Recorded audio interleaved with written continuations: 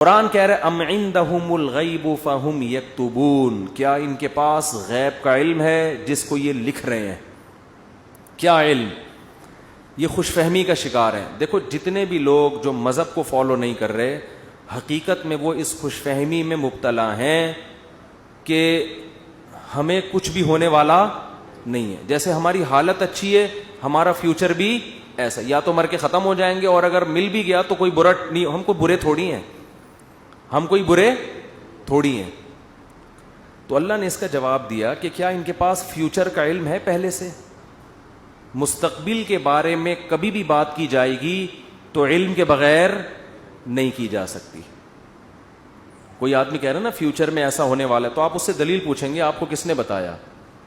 وہ تانے بانے ملائے گا، صغرے کبرے ملائے گا، تو پھر اس کے بعد اگر وہ ایسے ہی کہہ رہا ہے کل یہ ہو جائے گا، پرسوں یہ ہو جائے گا، دیکھو مستقبل کے بارے میں یہ کہوں کہ کل پیر ہے تو یہ بھی فیوچر کی خبر ہے.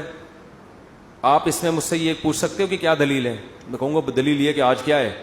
اتوار ہے. یہاں دلیل ہے، یہاں میرے لیے یہ دعویٰ کرنا درست ہے کہ کل کیا ہے؟ پیر ہے. لیکن اگر میرے پاس دلیل نہیں ہے اور میں کہوں کہ کل جو ہے وہ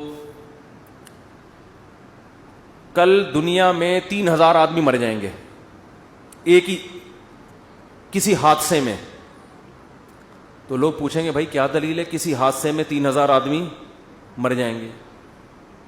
اب میرے ذمے کیا ہے؟ میں کہوں وہ ویسے ہی میرا ذوق کہہ رہا ہے. تو یار کوئی مانے گا کوئی؟ اچھا عجیب بات یہ کہ روحانی عاملوں کی یہ باتیں مان لیتے ہیں لوگ. میں یہ کہوں نا کل 3000 آدمی ایک حادثے میں، اللہ نہ کرے مرے، میں ایک مثال دے رہا ہوں، تو لوگ کہیں گے کہاں سے پتا چلا؟ لوگ کہیں گے بھائی جھوٹ بول رہے، اس کو کس نے بتایا؟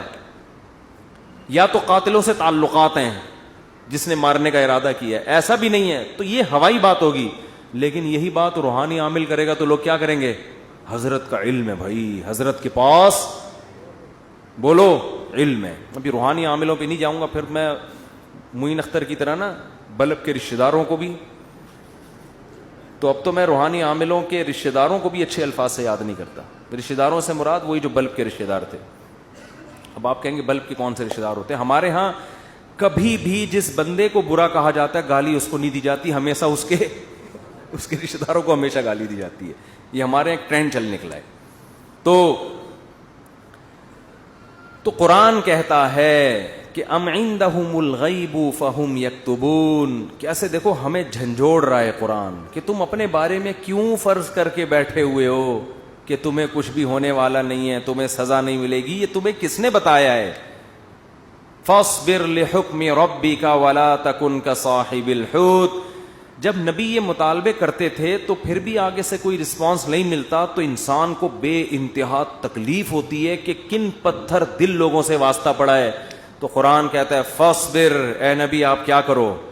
صبر کرو. ولا تکن کصاحب الحوت، مچھلی والے یونس کی طرح جل باز مت بنو. حضرت یونس علیہ السلام کی قوم نے بھی یہی سلوک کیا، لیکن یونس علیہ السلام چاہتے تھے جلدی سے فیصلہ ہو اور اپنی قوم کو چھوڑ کے نکل گئے.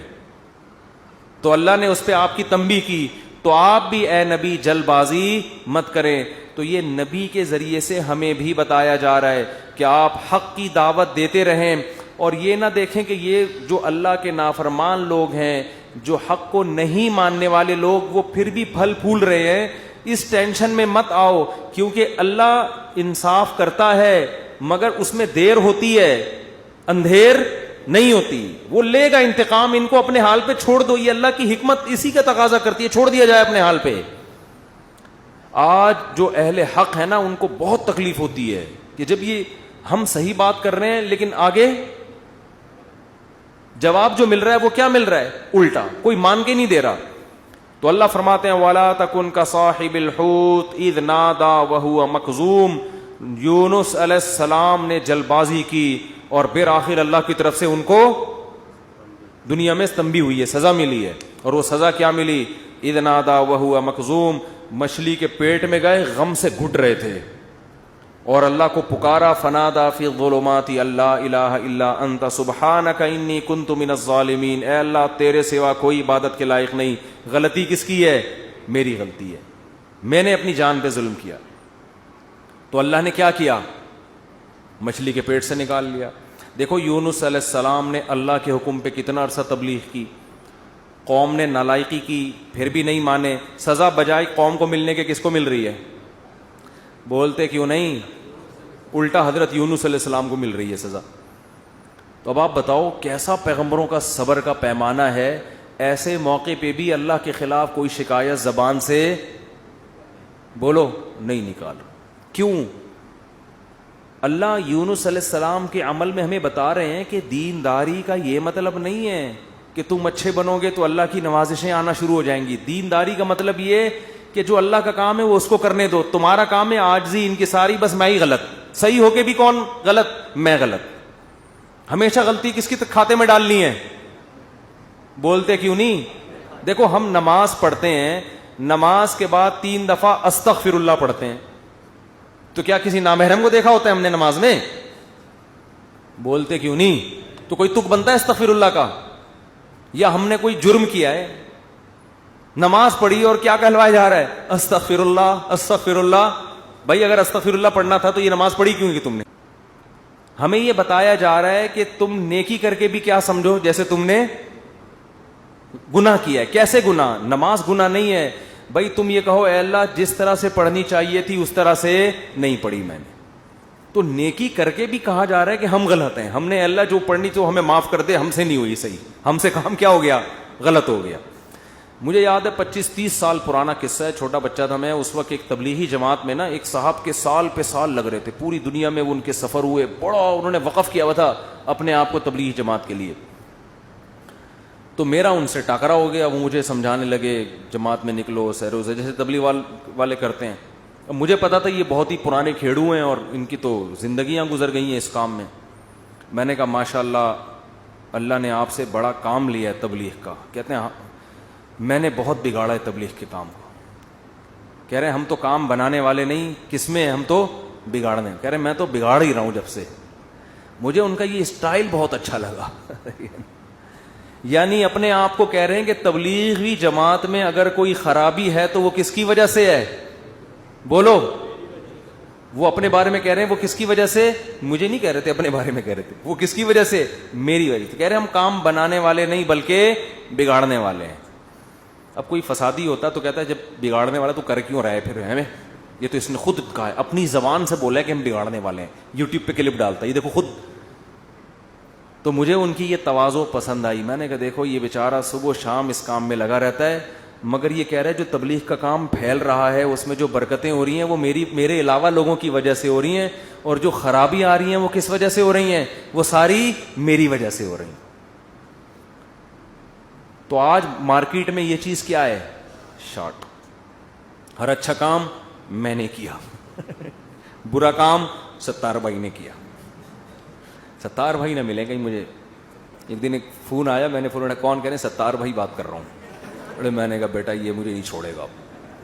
یہ کہے گا مفتی صاحب بہت تم نے جو ہے نا, لیکن وہ شکر ہے ایسی کوئی بات تھی نہیں. تو جنات کا دیکھ لو, قرآن مجید میں آتا ہے کہ جب نبی صلی اللہ علیہ وسلم نے تبلیغ کا کام شروع کیا نا, تو جنات بھی کی ایک جماعت نے نبی کے قرآن کی تلاوت سنی اور جا کے اپنی قوم کو انہوں نے تبلیغ کرنا شروع کی. تو تبلیغ کا انداز دیکھو جنات کا, کیونکہ ہدایت مل گئی تھی ان کو, مسلمان ہو گئے تھے. تو تبلیغ کیسے کر رہے ہیں کہ بھئی دیکھو دنیا میں کوئی بڑا کام ہوا ہے, ہمارا آسمانوں پہ داخلہ بند ہو گیا, انا لا ندری ہمیں نہیں پتا, اشر ارید بمن فی الارض کہ جو اللہ نے محمد صلی اللہ علیہ وسلم کو دنیا میں بھیجا اور شیاطین کا اوپر جانے کا سیٹ اپ بند کر دیا, ہمیں نہیں پتا کہ زمین والوں کے ساتھ شر کا ارادہ, کیونکہ بعض دفعہ اللہ پیغمبروں کو بھیجتے ہیں حجت تمام کرنے کے لیے تاکہ حجت تمام ہو اور پوری قوم کو تباہ کر دیں, تو شر بھی ہوتا ہے نا اس میں. کہہ رہے ہیں انا لا ندری ہمیں نہیں پتا, اشر ارید بمن فی الارض کہ جو لوگ زمین میں رہتے ہیں ان کے ساتھ برائی کا ارادہ کیا گیا ہے, ام اراد بہم ربہم رشدا یا ان کے رب نے ان کے ساتھ بھلائی کا ارادہ کیا ہے.